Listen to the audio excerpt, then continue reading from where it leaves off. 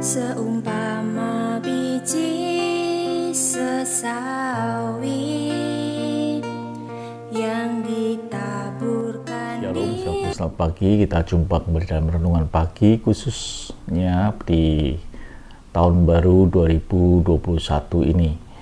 Dan ini pesan yang ketiga yang saya gumuli, yang bisa saya sampaikan buat saudara. Jadi sudah pengasih Tuhan, kita mesti berangkat bertindak di tahun ini dan berjalan di dalam jalur-jalur Tuhan.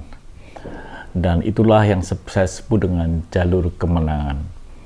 Dan saya ingin sampaikan sudah pengasih Tuhan bahwa ketika kita ada di dalam jalur Tuhan, bukan berarti kita ini berjalan dengan santai, tanpa ada masalah, semuanya oke sampai di seberang sana, tidak. Walaupun kita sudah melampaui atau menjalani rule Tuhan atau daerah-daerah yang Tuhan tetapkan jadi milik kita.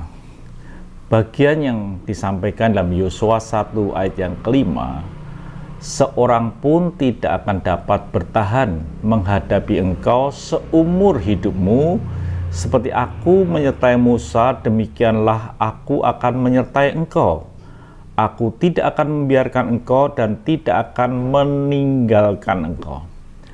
Ternyata saudaraku, ketika kita ada di dalam jalur Tuhan, bertindak untuk menerima berkat Tuhan, itu tidak kita diam saja, memangku tangan, bukan itu. Tetapi dikata oleh firman, seorang pun tidak akan dapat bertahan menghadapi engkau seumur hidupmu. Jadi, ada bagian yang disebut dengan pertempuran. Ada bagian usaha yang kita kerjakan.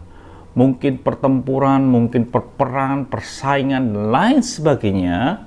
Tetapi dikatakan bahwa tidak seorang pun dapat bertahan menghadapi engkau. Berarti ada janji kemenangan yang Tuhan berikan kepada orang yang ada di jalur Tuhan. Kemenangan bukan sesaat atau hanya 2 kali, tapi dikatakan seumur hidupmu. Tidak ada orang yang bisa bertahan menghadapi kita.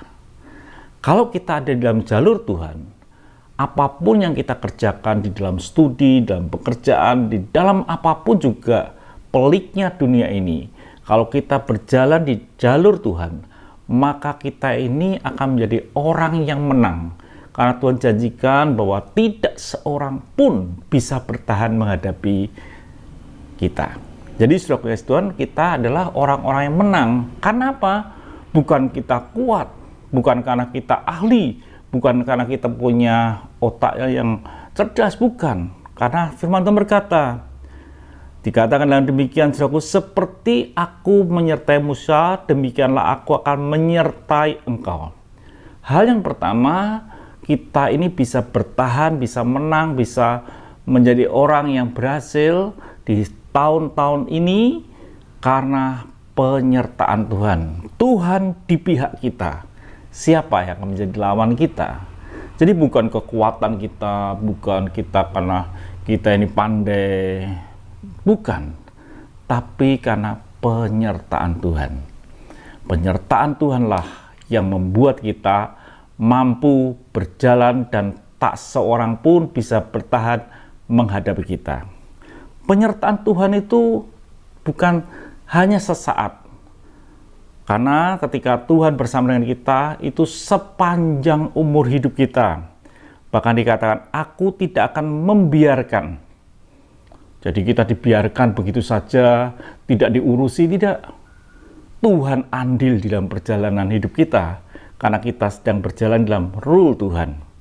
Dan Tuhan tidak akan meninggalkan kita.